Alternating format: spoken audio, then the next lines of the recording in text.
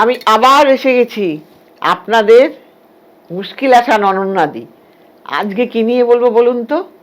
কেউ কি আপনাকে জব্দ করতে চাইছে? কেউ কি আপনার পেছনে লেগে আছে যে করেই হোক আপনাকে পরাস্ত করতে হবে? তাহলে আপনি কি করবেন? আর সেই জন্যই কিন্তু আজকের এই প্রোগ্রামটা। তাহলে কি করবেন জানেন?